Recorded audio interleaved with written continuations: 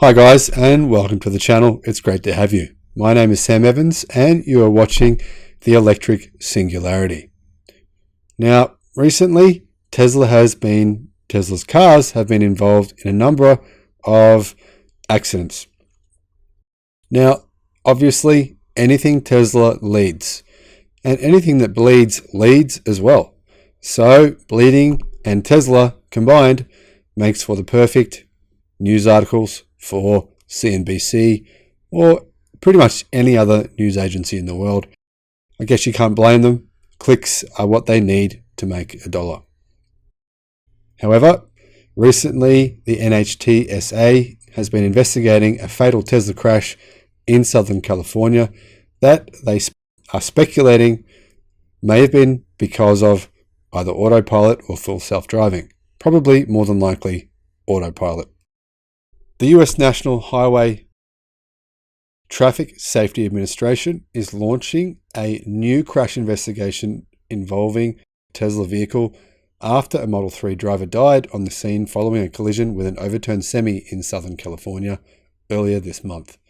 NHTSA has overall opened 29 investigations into Tesla-involved crashes, 25 of which remain currently underway. An NHTSA spokesperson said in an email to CNBC. NHTSA is aware of the incident involving a Tesla near Fontana, California on May 5. We've launched a special crash investigation for this crash. NHTSA remains vigilant in overseeing the safety of all motor vehicles and equipment, including automated technologies, and leverages SCI where appropriate. Separately, the California Highway Patrol is investigating the incident. The driver was 35-year-old Stephen Michael Hendrickson from Running Springs, California, according to a San Bernardino County Coroner's Office report. Hendrickson posted frequently to his social media accounts to show off the technical features of his Model 3. Police and the NHTSA have not finished their comprehensive investigations, nor have they said what factors may have contributed to the crash, including whether the driver may have been relying on Tesla's driver safety assistance systems, which are marketed as autopilot, full self-driving, or full self-driving beta prior to the collision. Pretty unlikely he had full self-driving beta, so more than likely he either had autopilot or full self-driving, and obviously out of those two, more than likely it was autopilot, because full self-driving seems to be the system in which drivers actually have less crashes than they would otherwise if they had been driving. Tesla Autopilot and Full Self-Driving are not capable of controlling the company's electric vehicles in all normal driving circumstances, and the company owners' manuals caution drivers to only use them with active supervision. However, Tesla CEO Elon Musk often touts how advanced these systems are compared to competitors, and has said Tesla should be able to deliver a truly driverless or level 5 vehicle this year.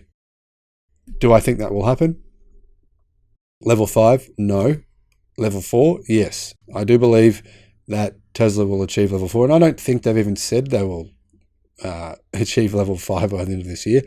I don't think Elon actually used those words. Obviously, CNBC would be more than happy to put words into Tesla's mouths, though, as they do many times.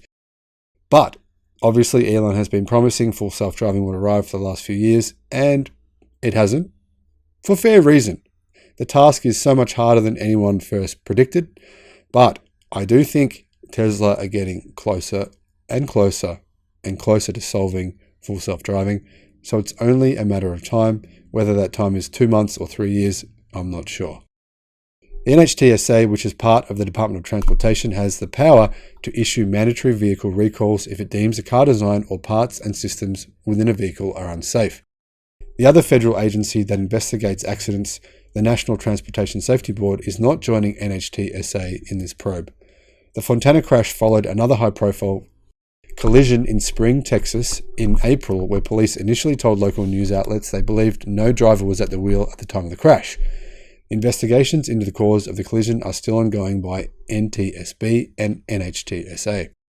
The case drew attention from the federal vehicle safety agencies, along with elected officials including Representative Kevin Brady, RTX, and Senators Ed Markey, D. Mass, Richard Blumenthal, and Amy Klobuchar. Now, the senators are seeking to make driver monitoring systems mandatory equipment for vehicles that feature advanced driver assistance or other automated driving systems like Tesla's Autopilot and Full Self-Driving, GM Super Cruise, or Ford's Copilot 360. A driver monitoring system tracks whether drivers are remaining attentive to the road, hands at the wheel and in the driver's seat, where they can be engaged in the task of driving instead of relying too heavily on the car systems. General Motors, Subaru and BMW have camera-based driver monitoring systems already, and others such as Ford Motor Company have announced similar plans. Newer Tesla electric cars do have cabin cameras, but according to owners' manuals, these are not used for driver monitoring. Tesla cars require drivers to check in by touching a sensor-equipped steering wheel. Actually, they require more than that. Obviously, the CNBC would like to con you into believing that that's all they require. They require you to do other things such as have your seatbelt on.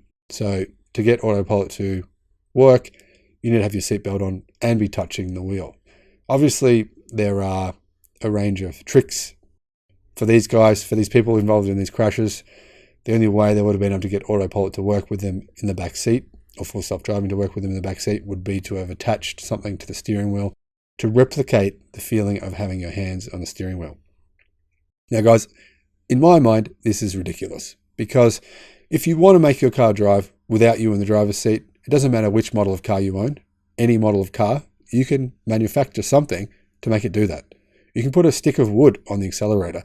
You can do anything. You can put strings from the steering wheel. If you want to defeat your car's safety systems, if you want to make it drive without you in the front seat, there isn't a car on earth that you can't do this to right now. I guarantee it. Any system can be tricked if you want to. So basically, in my opinion, what the NHTSA is saying is that we want to force regulations on every car maker, on every car, and on every person driving a car. If someone wants to do something stupid, they're going to do something stupid. It doesn't matter what the government says. If someone wants to drive at 200 kilometers an hour, they're going to damn well drive at 200 kilometers an hour, regardless that the speed limit is 100 kilometers an hour. Same goes for miles. If the speed limit is 65, people are going to do 100. There's nothing you can do to stop them. Nothing. And trying to do otherwise is simply trying to force everyone into your own way of thinking. And to some version, it's very Orwellian on some levels. Now, obviously, Tesla is really not all that different to other car manufacturers. They tell you that when you're using their system, you must pay attention. If you choose not to, that is your own choice. In my car, I have cruise control. Many cars have radar-based cruise control. Many cars on the market right now, many of them, have radar-based cruise control and lane centering. In other words, you can do nothing, right? You don't have to pay attention. You really don't. But no one's saying anything about them and the crashes that they have, and they do have them, because they aren't Teslas and the story isn't as sensational or exciting, and people just don't click. No one cares if a Ford crashes. No one cares if a Toyota crashes. So really, I find this kind of reporting disappointing, misrepresentative of reality and facts, and unfortunately, the media have resorted to that more and more as their media platforms have lost power in the digital age. Now you can start a blog, you can start a YouTube channel, and you can get clicks, draw those clicks away from where they would have been previously. And basically that is reducing the power of these media companies. And so they're resorting to saying and doing almost anything, which is disappointing. However, take my words with a grain of salt. I'm a fan of Tesla. I'm a fan of BYD. I'm a fan of the electric revolution, and I'm a fan of autonomous cars. And I believe full autonomy will be here before 2030 on the mass market. In other words, you won't need to drive by 2030, and you probably won't want to, because it'll be so cheap to get a taxi at approximately 1/10 of the current cost that most people will choose to do so. Also, in that situation, you'll be able to have any kind of car you want. Now, when you go to a car dealership and you buy a car, obviously you can only pick one type of car. In the future, when we have fully autonomous cars, you'll be able to rent any type of car at any moment at a price that is lower than operating your own car. Now that is a future worth looking forward to. Thanks for watching the video, and I look forward to seeing you on the next one. Guys, please remember to subscribe and like the videos. I really appreciate your support. Bye-bye.